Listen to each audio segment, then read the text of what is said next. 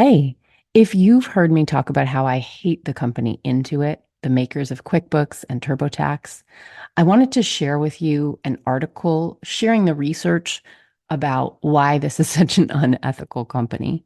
This is an article by Justin Elliott and Paul Keel. This is part 2 of 3. I am reading you over the course of 3 episodes of the Sunlight podcast, an amazing report done by ProPublica called Inside TurboTax's 20-Year Fight to Stop Americans from Filing Their Taxes for Free. This episode is part 2 of 3.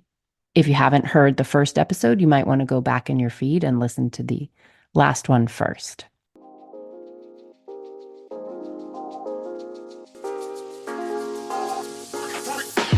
Welcome to the Sunlight Podcast. In this show, we're talking about taxes, money, and careers for self-employed people who have a big vision for changing the world with their work.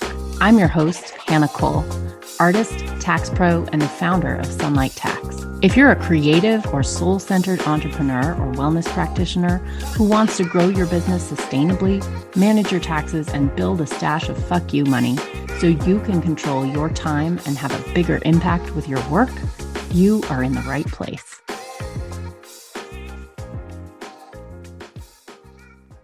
The first year of Free File was 2003, and for Intuit, things went well. On paper, the Free File Alliance was a collection of 17 companies, all of them vying to serve the American taxpayer. But in reality, it was a group made up of 2 giants and a bunch of gnats. Intuit's only significant competitor was H&R Block, and even it was a distant second. The rest of the alliance consisted mostly of tiny companies with names like free1040taxreturns.com. As a result, Intuit could tailor its free file offer just the way it wanted. But the next year, Intuit began to lose control of its creation. A scrappy competitor, TaxAct, decided to use Free File to stand out. The company decided it would try to pick up as many new customers as possible and then charge them for ancillary services. Instead of following Intuit's lead and constraining its offer to a subset of low-income taxpayers, TaxAct went the opposite direction.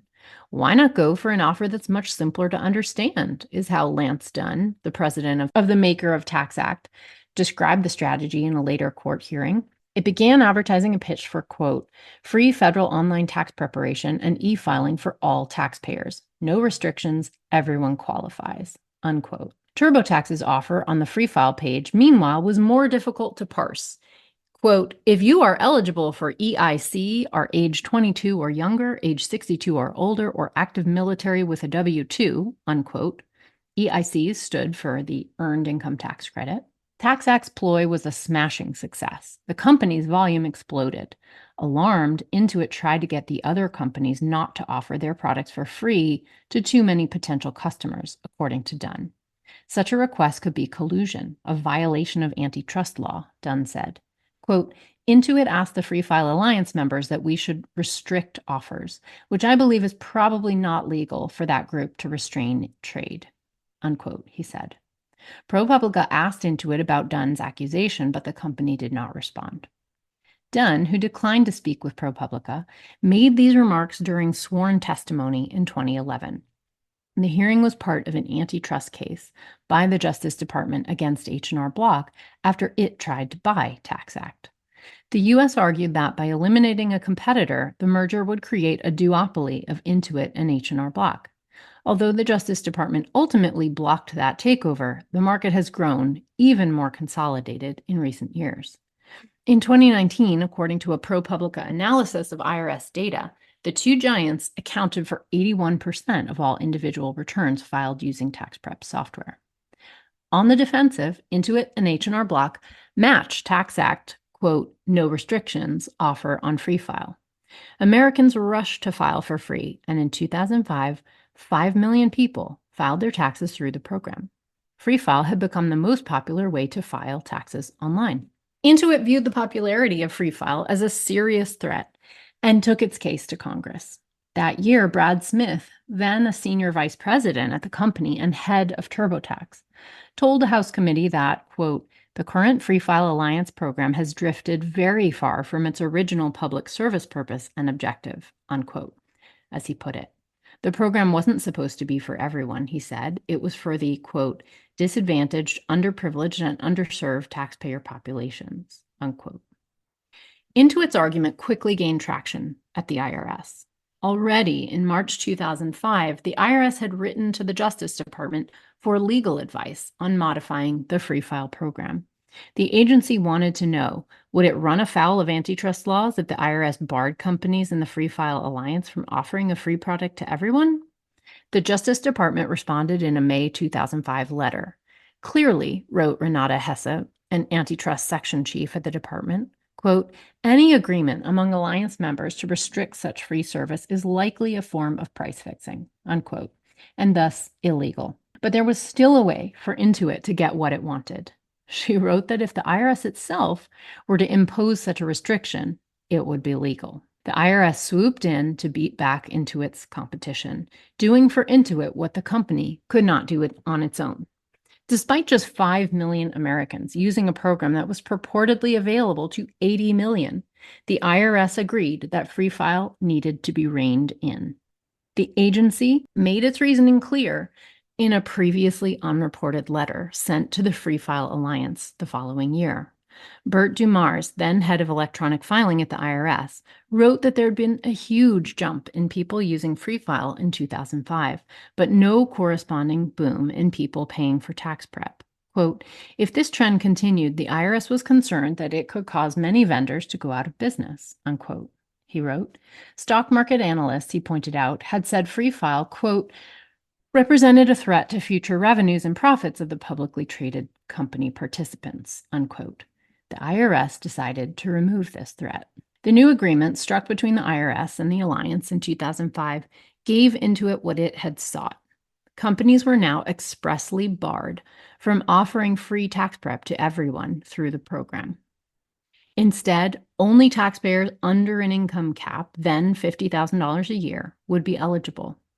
On paper, the program's eligibility had actually increased to 70% of taxpayers, or about 93 million households, up from the previous 78 million.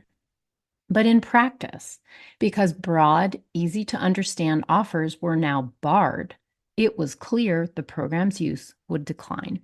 Intuit had again bent the power of the federal government in its favor. After 2005, the Free File program was never again as popular, eventually falling to about half that year's level. With a threat of government encroachment on ICE and high-speed internet access proliferating in the mid-2000s, Intuit looked forward to steady growth and big profits. The upside of the online software business was huge, with the cost of producing each additional unit approaching zero. And TurboTax was hardly a niche product.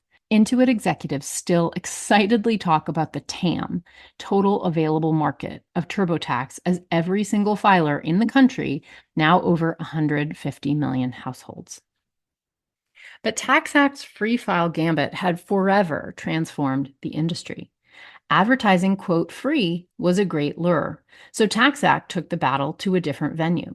Barred from making a free offer to everyone through Free File on the IRS's website, TaxAct decided to make the offer on its own website in 2006. Intuit recognized a credible challenge from the upstart and countered the next year, launching TurboTax Free Edition on its website. Confusingly, there were now two distinct options: the government-sponsored Free File and the commercial Free Editions.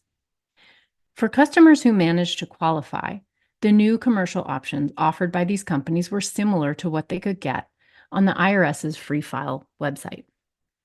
The underlying software was the same, only the federal return was free, and the companies expected to make money on each customer through charging for a state tax return or other services. But for the companies, there was a clear benefit to winning customers directly rather than through the IRS program. The companies had complete control over how they handled customers from start to finish. Intuit poured ad dollars into its Free Edition. Not only did the new product effectively meet TaxAct's challenge, it quickly became the major driver of TurboTax's customer growth. That growth posed a challenge: how to, as internal company documents put it, quote, monetize free, unquote. Over successive tax seasons, Intuit unleashed teams of designers, engineers, marketers, and data scientists on that problem, working at its headquarters in Mountain View and TurboTax's main office in San Diego. Part of the solution was to pitch users side products like loans or, quote, audit defense. But it also meant misleading customers. Frequently, free didn't mean free at all. Many who started in TurboTax Free Edition found that if their return required certain commonplace tax forms, they would have to upgrade to a paid edition in order to file. The company came to a key insight. Americans' anxiety around tax filing is so powerful that it usually trumps any frustration with the TurboTax product, according to 3 former Intuit staffers.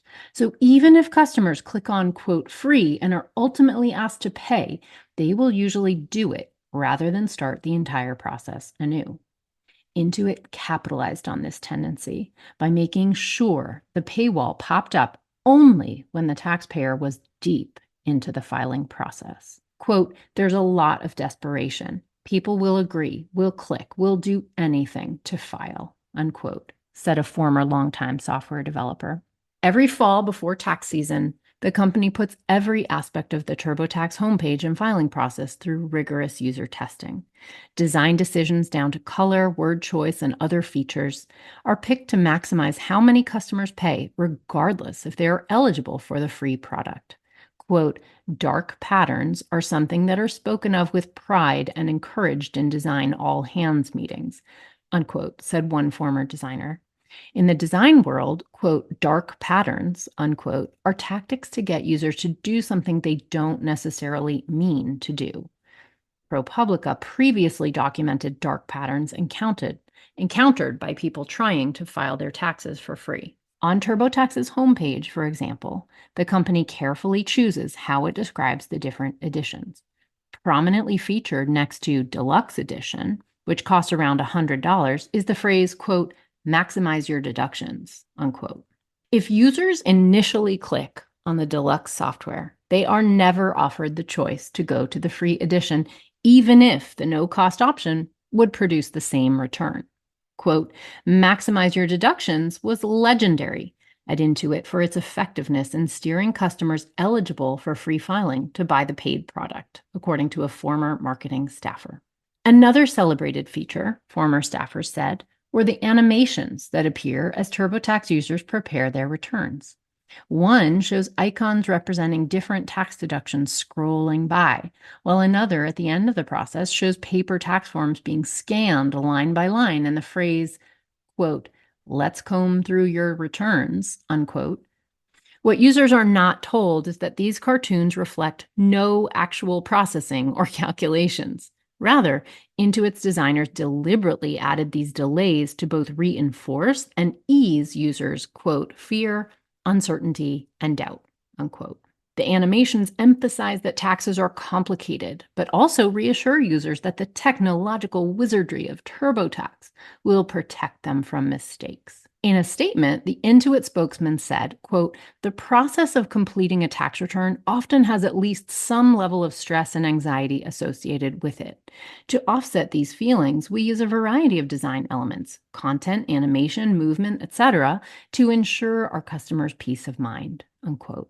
The 2007 launch of Free Edition started a period of rapid growth for TurboTax. Within 2 years, use of its web products had almost doubled, and over the past decade, its website has grown each year by an average of 2 million more customers. The company reported this year that TurboTax Online had handled 32 million returns. In a statement, it said around a third of that number used Free Edition. The government's Free File program, meanwhile, has mostly faded into the background, drowned out by Intuit's and other companies' quote, free offers. The IRS did try advertising campaigns, spending around $2 million some years to spread the word, but compared with the reach of Intuit, this was a pittance. The company reported that this year it spent $800 million on advertising. With its budget slashed by Congress, the IRS has spent no money at all to advertise the program in recent years. This has been the second in a 3-part series where I am reading you an investigative report by the authors Justin Elliott and Paul Keel for ProPublica. I'm reading it with their permission. And next week, I'll be sharing the third and final installment of this research with you. I hope you enjoy and share it with your friends if you found it valuable. Thank you for listening. If you like the show, be sure to subscribe, leave a review. It really helps, and share it with a friend. I'm so grateful. This podcast is for education and entertainment only. Nothing in this episode should be taken as individual tax or financial advice. You can find all the tools, books, and links we reference at sunlighttax.com/podcast.